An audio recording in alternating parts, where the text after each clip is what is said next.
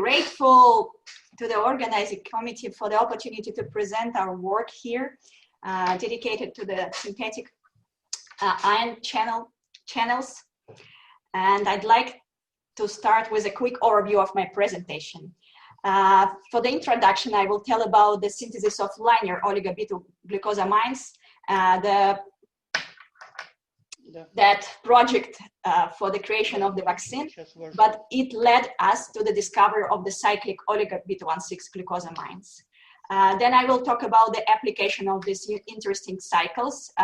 First, about the design of the oligodentate blockers for bacterial adhesins, such as LEC-A, and then about the design of artificial ion channels based on these cyclic oligoglucosamines. Biofilms are very important virulence factors for many bacteria. These polysaccharide slimes prevent the action of antibiotics and also immune reactions. In this picture, you can see the biofilm of Staphylococcus aureus. It consists of polysaccharide, poly-beta-1,6, and acetylglucosamine, presented here with 1,6 glycosidic bonds, and some of the groups are not acetylated. In order to create the vaccine, we need to synthesize oligosaccharides that would elicit antibodies that recognize this polysaccharide.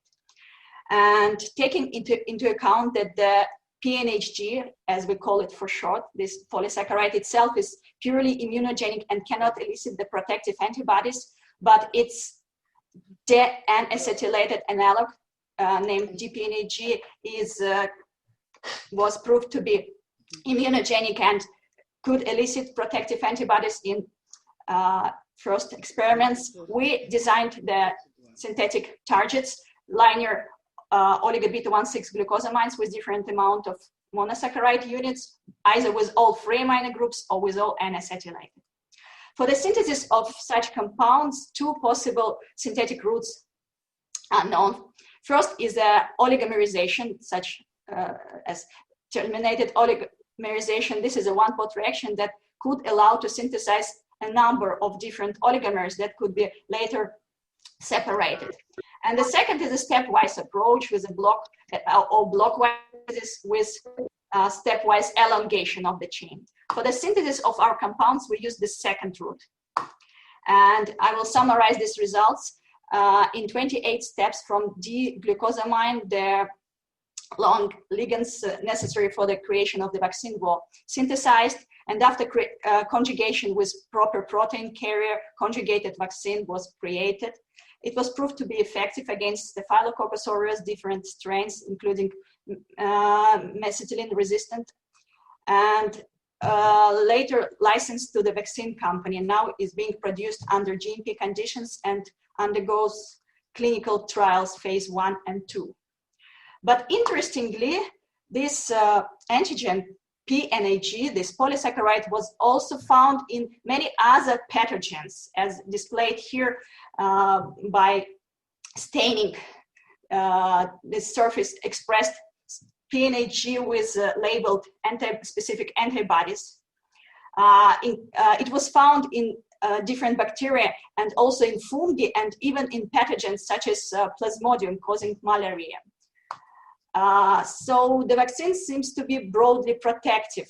And here you can see all the pathogens that were tested today in different animal models, and it was effective against these pathogens. And the extensive review on this is accepted in drug discovery today technologies.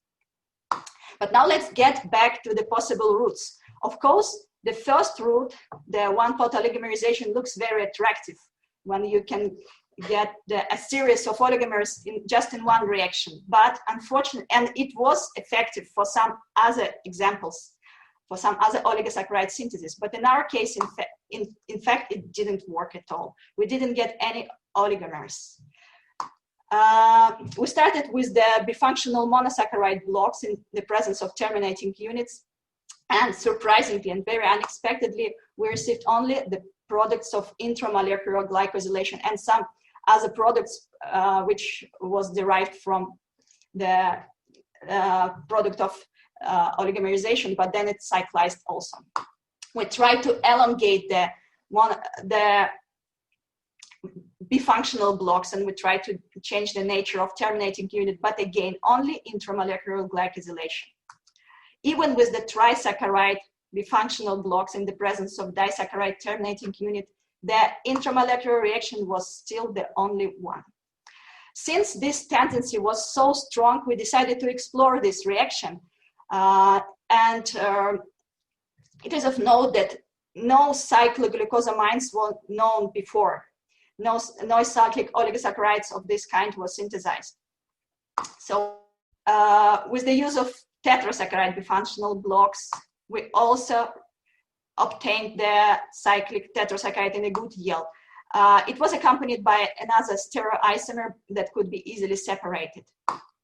In summary, using this extremely strong tendency to cyclization, we synthesized a whole series of cyclic oligo-beta-1,6 glucosamines, starting from 2 to 7 glucosamine units in a cycle. The tendency to cyclization to intramolecular reaction was so strong that we didn't even have to use the high dilutions.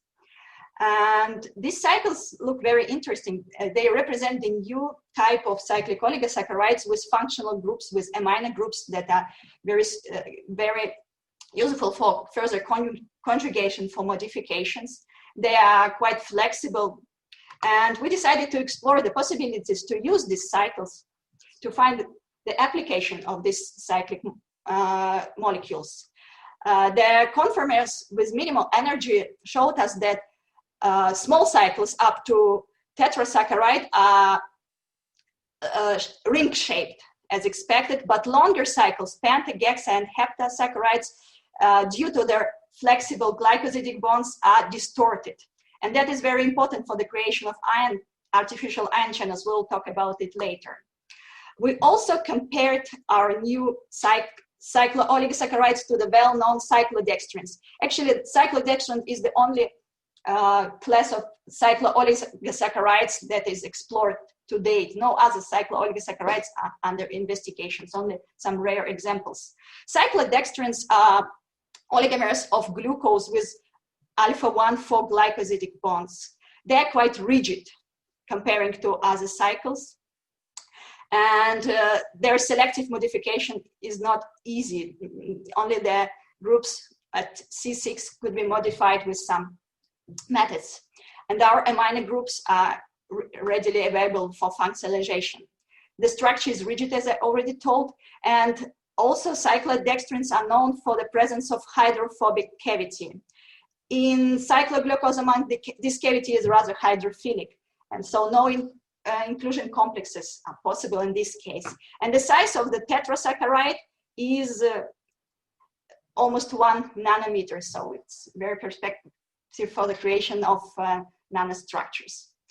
As a first application of these interesting cyclic molecules, we thought about using them as scaffolds, since they can be easily conjugated.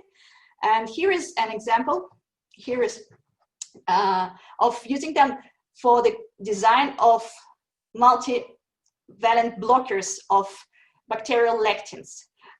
Here is a photo of Pseudomonas aeruginosa bacterium that contains the water-soluble lectin that is important for the initial adhesion of this bacteria to the host epithelium cells.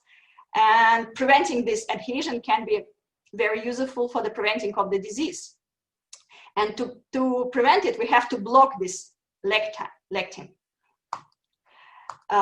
This lectin, named LEC-A, is a tetrameric protein with 4 binding sites. It is specific towards galactose, but due to its organization, it's impossible to block all 4 galactose binding sites at the same time with one molecule. So it's just impossible due to its space organization. So we didn't expect this, but even blocking of 2 binding sites would be very useful, since it is known that it could be blocked with monosaccharide, with galactose, but cluster effect gives much more efficient binding.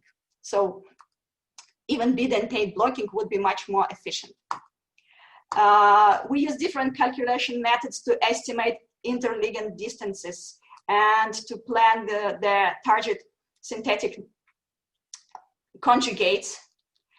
And we have chosen different linkers, flexible and hydrophilic and not hydrophilic, hydrophobic, with different lengths and different cores to conjugate them, cyclic disaccharide, trisaccharide, and tetrasaccharide, to see the difference between them and to find the most efficient blocker. To assay interaction between oligodentate blockers and bacterial lectin A, we use different methods such as hemagglutination inhibition assay, enzyme-linked lectin assay, and isothermal titration microcalorimetry. And here are the results summarized that show that the most effective blocker was tetrasaccharide conjugate with hydrophobic linker. And as we can see, the relative potency of is 5,000 times bigger than the one of monodentate blocker of galactose itself. So the cluster effect was clearly demonstrated in this case. But it was interesting to know which two galactose of our blocker are involved in this interaction, two of adjacent sides or two on the opposite sides. And we have found that two on the opposite sides. We have found it by synthesizing two different bidentate blockers. And the bidentate blockers with the proper organization of galactose ligands was as effective as the tetradentate blockers. And its isomer with two adjacent linkers was much less effective. This work was published, as we can see in this cover picture. We made this funny picture to show that cluster effect can be really impressive, and well-designed blocker represented as a pill here is much more heavy in terms of effectiveness than 5,000 of monodentate blockers. Next step, as a next step, we decided to explore the possibilities of the indentation of the whole of our cycles. Could they be used as the artificial ion channels? Different channels are known to date, and they have different structure depending on the membrane spanning tails. And we propose to use our cycles and membrane spanning tails based on butylene glycol. And first of all, we compared also the possibilities to the known, and actually the only molecules used to create the unimolecular ion channels of this type were again cyclodextrins. As we know, they have several disadvantages. The hydrophobic cavity did not favor their ion transport in some cases, and due to also their the sterical reasons, no smaller cycles of this nature can be synthesized. So only cyclodextrin with 5, 6, and 7 glucose units are available. For oligoglucosamines, for our cyclooligosaccharides, we can synthesize the whole series. So we can vary the size of this pore diameter.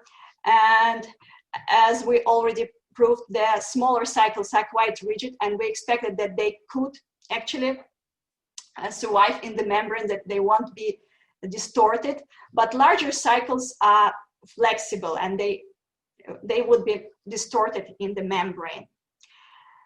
So we designed a large series of glycolipid conjugates involving our cyclic oligoglucosamines and butylene glycol derivatives of different lengths. Pentabutylene glycol derivative was used as a main long linker, since it's matching the length of the thickness of the model lipid membrane that will be used for the test experiments. Two condensation methods were used for the synthesis of these neoglycolipids, the methods of activated esters and the condensation reagents. And all the target compounds were synthesized with good yields. For the ion transport activity of the synthesized neoglycolipids was evaluated by a fluorescence assay using large unilamellar vesicles.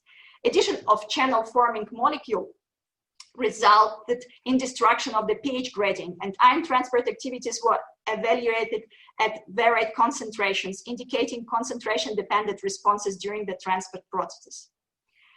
The cyclic tetrasaccharide with 4 long tails displayed sharpest enhancement in transport activity in comparison to other compounds. Data calculated from this plot confirmed the formation of the most efficient unimolecular channel.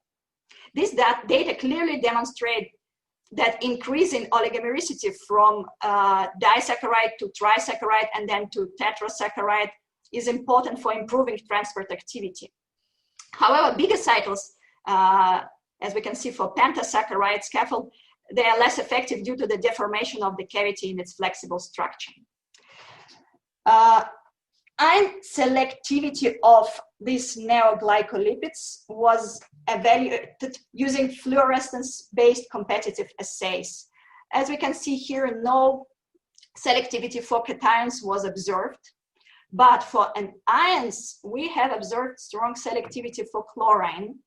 So it was actually the selectivity sequence was chlorine, then bromine, and then iodine. And this selectivity sequence is in consequence of increasing anionic ready. So the smaller anion is more easily penetrate this pore.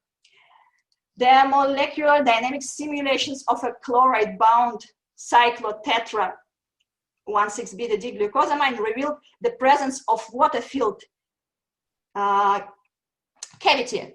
Here we can see the water molecule, and they also play an important role in this interaction. And in the middle, you can see the chloride anion. In summary, in this study, the unimolecular ion channels of this structure were prepared by functionalization of a new type of cyclic oligosaccharides, cyclo-oligo 1,6-beta-D-glucosamines with pentabutylene glycol chains. And the ion transport activity increased from D to tetramer glucosamine microcycles. And we can see here that the longest tails and tetrasaccharide gave the best transport activity. The ion transport activity also increased with increasing lengths of the attached linkers. We can also see it here from smaller to larger, the activity increased. And ion transporting activity was tuned by altering pore diameter, tail lengths, and number of tails. And the halide selectivity sequence, chloride, bromine, and iodine was observed. For further development of this project, we propose several other types of pore-forming neoglycolipids as transmembrane chloride carriers, and also channel based on the cyclic saccharides and saccharide triazole hybrids by utilizing their rigid and polar cavities, and evaluate their application in the apoptotic cell death studies in normal as well as in cancer cells. So this project is now in progress. So we plan to do molecules that would form channels of different types. And the chemistry of this pore-forming reagents for this type, we propose to use a new type of cycles, namely free amino, free deoxy-allose. So we decided to change the orientation of amino group to make these tails more closer to each other. Next is the use of ion carriers based on cyclic glucose triazole hybrids, and the self-assembled ion channels that could be formed using the cyclic glucosamine triazole hybrids also would be explored. The first part, the synthesis of cyclic tetramers from 3 amino 3-deoxy-allose as the retrosynthetic analysis is shown here, it was already accomplished. So the cyclic product was obtained and it was functionalized with different aromatic substituents. But unfortunately, due to this epidemic story, they were not, the biological activity was not studied in time. So we all expected it was done in spring, but due to the quarantine, it was not accomplished. But I hope that the next time I will be able to tell about these results, and I hope they will be interesting. I'd like to finish my presentation and to remind that all this story started from the linear oligo-beta-1,6 glucosamines, and the interesting product, the byproduct received in the synthesis of this oligoglucosamine vaccine candidate led us to the discovery of the cyclic oligo-beta-1,6 glucosamine. And this new type of cyclic oligosaccharides turned out to be very interesting and very useful. And we still look for some other applications, but two applications have already been explored: the bacterial lectin blocking agents and the artificial ion channels design. I would like to thank all our collaborators. Gerald Peer from Harvard Medical School, he's our partner in vaccine story, and Professor Anne Imberty and Dr. Sébastien Vidal from France. They were involved in the studies of lectin A interactions, and Dr. Pinak Tulokdar from India, who is an expert on artificial ion channels. And I also very grateful to all the members of our laboratory, the head of our laboratory, Professor Nikolai Nifantiv, and all the other colleagues for their help and support. And I also thank you for your kind attention. Thank you, Marina, for presentation. Now open a session for discussion. Some questions? Who have questions, please?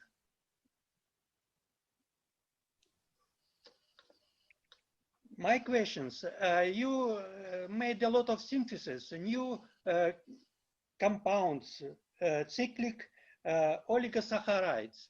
Moreover, these chemicals with amino group, it could be easier to modify it to make a new derivatives. Do you try to make derivatives with some fluorescence compound like FITC and use it like a label for some oligosaccharide detection? Thank you for the question. As you have mentioned, of course, these amino groups could be easily functionalized with anything. We have not tried to attach any labels yet, but if we find a good model, a good application, a good ligand to probe, then we can do it, of course. Okay, thanks.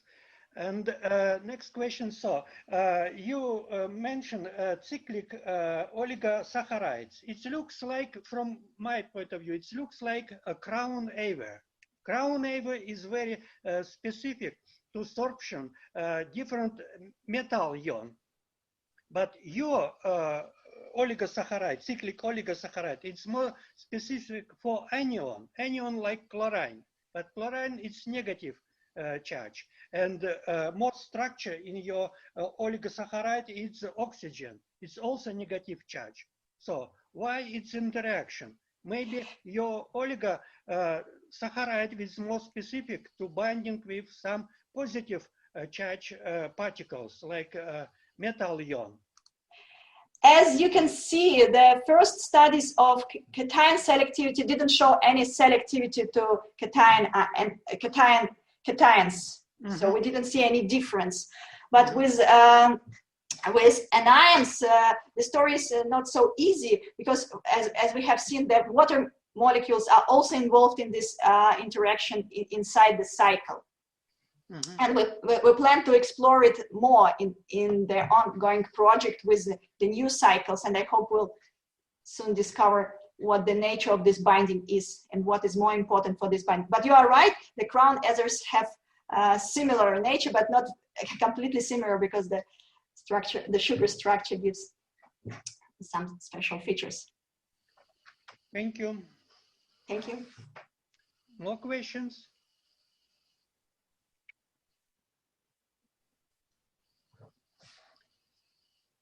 Okay, no questions. So thank you again, Marina, again for presentation, and we will go to next.